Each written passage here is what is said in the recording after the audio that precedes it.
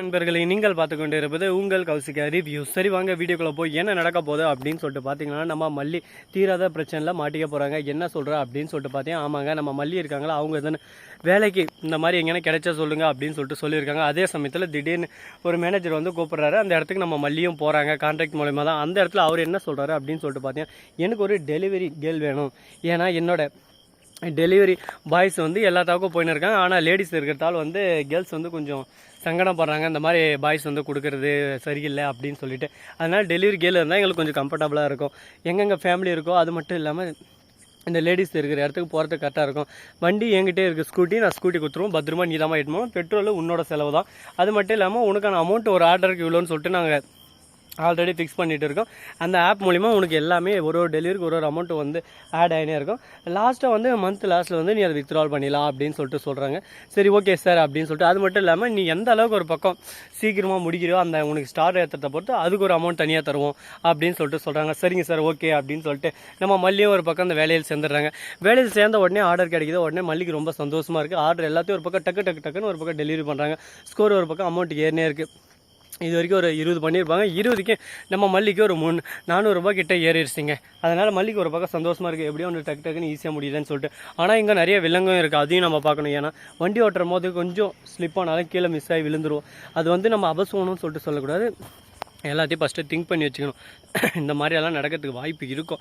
அதனால் எல்லாத்தையும் திங்க் பண்ணி வச்சுன்னா அதுக்கேற்ற மாதிரி தான் பண்ணிருக்கணும். சரி இப்படியெல்லாம் ஒரு பக்கம் போயின்னு இருந்தாலும் அதே சமயத்தில் மறுபக்கம் என்ன நடக்குதுன்னு சொல்லிட்டு பார்த்தீங்கன்னா, கரெக்டாக நம்ம விஜய் இருக்கார்ல, அவர் இருந்துன்னு என்ன பண்ணுறாரு அப்படின்னு சொல்லிட்டு பார்த்தீங்கன்னா, கம்பெனியில் போய் வேலை செஞ்சுன்னு இருக்காரு. அந்த சமயத்தில் அவருக்கான ஊதியம் வருதுங்க. என்னடா சொல்கிற அப்படின்னு சொல்லிட்டு பார்த்தீங்கன்னா, ஆமாங்க நம்ம விஜய்க்கான ஊதியத்தை அவர் தராரு. அதுவும் அமௌண்ட்டு பார்த்தீங்கன்னா கரெக்டாக விஜய் இது வரைக்கும் வேலை செஞ்சு 10 நாள் ஆகுது. அவர் கையில் வந்து விஜய் கையில் 5000 கொடுக்குறாங்க. என்ன சார் எனக்கு மாதம் வந்து 10,000 சம்பளம்னு சொன்னீங்க, ஆனால் என்கிட்ட இப்போ 5000 கொடுக்குறீங்க அப்படின்னு சொல்லிட்டு கேட்குறாங்க. உடனே தம்பி இது உனக்கு தான்பா, நீ எந்த அளவுக்கு ஒர்க் அவுட் போட்டு எந்த அளவுக்கு நீ எஃபெக்ட் போட்டு நீ சம்பாரிச்சு காசு தான் உனக்கு நான் அமௌண்ட்டு தான் நான் தரேன். மற்றபடி உனக்கு இதில் எந்த ஒரு லாஸும் இல்லை நஷ்டமும் இல்லைப்பா. நீ வந்து நல்லா வேலை செஞ்சு நல்லா இன்கம் வர வச்சு எனக்கு நான் வந்து எப்போவுமே உழைச்சவங்களுக்கு அவங்க எடுத்த லாபத்தில் கொஞ்சமாக நான் கொடுப்பேன். அதனால் உனக்கான அமௌண்ட் நான் கொடுத்துட்டேன். மாதம் உனக்கு வந்து இனிமேல் சொன்ன மாதிரி 10,000 இல்லை 20,000 தான், நீ கவலைப்படாத அப்படின்னு சொல்லிட்டு சொல்லிடுறாங்க. உடனே விஜய் சந்தோஷமாக வீட்டுக்கு போகிறாரு. போயிட்டு நம்ம வெண்பா கிட்ட பேசின்னு இருக்காரு. அதே சமயத்தில் அன்னபூர்ணி காலில் விழுந்து ஆசீர்வாதம் வாங்குறாங்க. என்ன ஆசீர்வாதம் பண்ணுங்க, நான் இந்த அளவுக்கு ஒரு பக்கம் இருக்கிறேன்னா அதுக்கு முக்கியமான காரணம் நீங்கள் தான். ஏன்னா என்ன இடம் தெரியாமல் ஒரு பக்கம் அழிச்சிட்டு இருப்பாங்க. ஆனால் நீங்கள் உங்களுக்கு இடம் கொடுத்து இந்த இடத்துல என்ன இந்த அளவுக்கு ஒரு ஆளை நிற்க வச்சுருக்கீங்க, ரொம்பவே நன்றி அப்படின்னு சொல்லிட்டு சொல்கிறாங்க. எங்கே மல்லி அப்படின்னு சொல்லிட்டு மல்லியை பற்றி விசாரிக்க ஆரம்பிக்கிறாங்க. மல்லி எங்கே போனால் என்னன்னு சொல்லிட்டு தெரியல அப்படின்னு சொல்லிட்டு ஒரு பக்கம் குழப்பத்தில் குழம்பி போயிட்டு இருக்காங்க. இப்போ என்னடா பண்ணுறது, என்னடா இப்படி ஆகி போச்சே அப்படின்னு சொல்லிட்டு சோகத்தில் ஒரு பக்கம் ரொம்பவே சோர்ந்து போயிட்டு இருக்காங்க. இதுக்கப்புறம் என்ன பண்ண போகிறாங்கன்னு சொல்லிட்டு தெரியல. கடவுளே என்னடா இது நமக்கு வந்து சோதனை, இதுக்கு மேலே சோதனை நம்மளுக்கு வேணுமாடா அப்படின்னு சொல்லிட்டு யோசிக்கிற அளவுக்கு ஒரு பக்கம் சோதனை மேலே சோதனை வந்துனே இருக்குங்க. இதெல்லாம் எப்படி ஒரு பக்கம் தட்டி கேட்க போகிறாங்கன்னு சொல்லிட்டு தெரியலைங்க. இந்த சோதனைக்கு இதுக்கு ஒரு முடிவே இல்லையா அப்படின்னு சொல்லிட்டு பார்த்தீங்கன்னா, எல்லாத்துக்கும் ஆரம்பம்னு ஒன்று இருந்தால் முடிவுன்னு ஒன்று இருக்குது. அது போல தான் நம்ம மல்லி பண்ணுற நல்ல விஷயங்கள் எல்லாமே மல்லியை காப்பாற்றும்.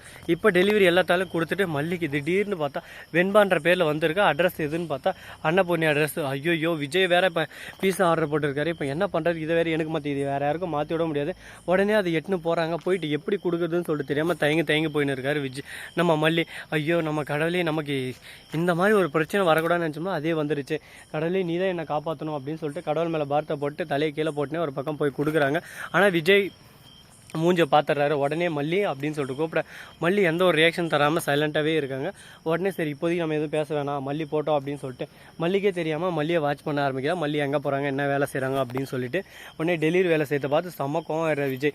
சரி வீட்டுக்கு வரட்டும் அப்புறம் பேசலாம் சொல்லிட்டு மல்லி வீட்டுக்கு வராங்க. வீட்டுக்கு வந்த உடனே எங்கே மல்லி எவ்வளோ நேரம் என்ன பண்ணுது எங்கே பண்ணுன்னு சொல்லிட்டு கேட்க, உடனே இந்த மாதிரி மார்க்கெட்டுக்கு போயிருந்தேன், இப்போ தான் பக்கத்து கடைக்கு காலிலேருந்து போயிருந்தியா, ஒழுங்கு மரியாதை உண்மையாக சொல்கிற மல்லி, நான் அப்புறம் டென்ஷன் ஆயிடுவேன், இந்த மாதிரியெல்லாம் பண்ணுற வேலை வச்சுக்காத, எங்கே போனால் சொல்லு அப்படின்னு சொல்லிட்டு திட்ட ஆரம்பிக்கிறாங்க. என்ன பேசுறது ஏது பேசுன்னு சொல்லிட்டு தெரியாமல் கை காலால் நடுங்குது ஒரு பக்கம் நம்ம மல்லிக்கு. சைலண்ட்டாகவே இருக்காங்க. விஜய் ஒரு அதை தொட்டதும் எல்லாம் உண்மையும் சொல்லிடுறாங்க. இந்த மாதிரி டெலிவரி வேலைக்கு தான் போனேன், என்ன மன்னிச்சிருங்க அப்படின்னு சொல்லிட்டு.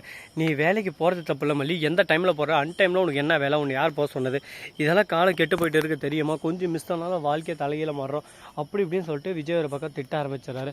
ராஜேஸ்வரிக்கிட்டையும் அன்னபூர்ணிக்கிட்டையும் ஒரு பக்கம் திட்டுறாங்க. அன்னபூர்ணி உங்களை நான் எந்த அளவுக்கு ஒரு பக்கம் என் தாயாக தானே பார்த்துன்னு இருக்கீங்க, உங்கள் பொண்ணை இந்த மாதிரி பண்ணியிருப்பீங்களா, இந்த வேலைக்கு போனதே எனக்கு தெரியாது மாப்பிள்ள, நான் வந்து இவளை வேலைக்கு போகவே சொல்ல இவ தான் கட்டாயப்படுத்தி நீங்கள் இந்த மாதிரி கஷ்டப்பட்டுன்னு இருக்கீங்க அப்படின்னு சொல்லிட்டு உங்களோட நிலைமையை சொல்லி நான் வேலைக்கு போயே தருவேன்னு சொல்லிட்டு அழுந்துக்கிட்டே வேலைக்கு போனான். எனக்கு இதுக்கப்புறம் வேறு வழி தெரியல. சரி ஓகே நடந்துச்சு, இதுக்கப்புறம் எந்த ஒரு பிரச்சனையும் வரக்கூடாதுன்னு தான் நான் வேலைக்கு அனுப்பினேன்.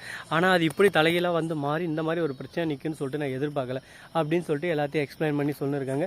இதுக்கப்புறம் என்னென்ன பண்ண போகிறாங்க, ஏது பண்ண போகிறாங்கன்னு சொல்லிட்டு தெரியலிங்க. பிரச்சனை என்னடா இந்த அளவுக்கு ஒரு பக்கம் பூகம் மாதிரி வந்துனே இருக்குது, நமக்குன்னு ஒரு காலம் வரும்னு சொல்லிட்டு நம்ம எதிர்பார்த்துன்னு இருக்கோம். ஆனால் நமக்குன்னு காலம் வரனாலும் பரவாயில்ல, நமக்குன்னு பிரச்சனை மட்டும் வந்துனே இருக்கு ஒன் பை ஒன்னாக. இதெல்லாம் எப்படி தடுத்து நிறுத்த போகிறோம் அப்படின்னு சொல்லிட்டு தெரியாமல் குழப்பத்தில் குழம்பி போயிட்டு இருக்காங்க. இதுக்கு மேலே இந்த மாதிரி ஒரு கஷ்டம் யாருக்கும் வரக்கூடாது அப்படின்னு சொல்லிட்டு கடவுளை வேண்டின்னு இருக்காங்க.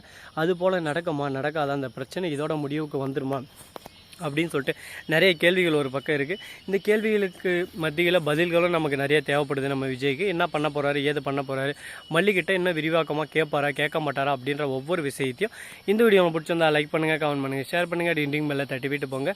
அப்போ தான் நாம் போகிற அடுத்தடுத்த வீடியோ உடனுக்குடன் வரும். மிக்க நன்றி. தேங்க்ஸ் ஃபார் வாட்சிங். Tata, see you. நன்றி, வணக்கம், வந்தனம், வருக.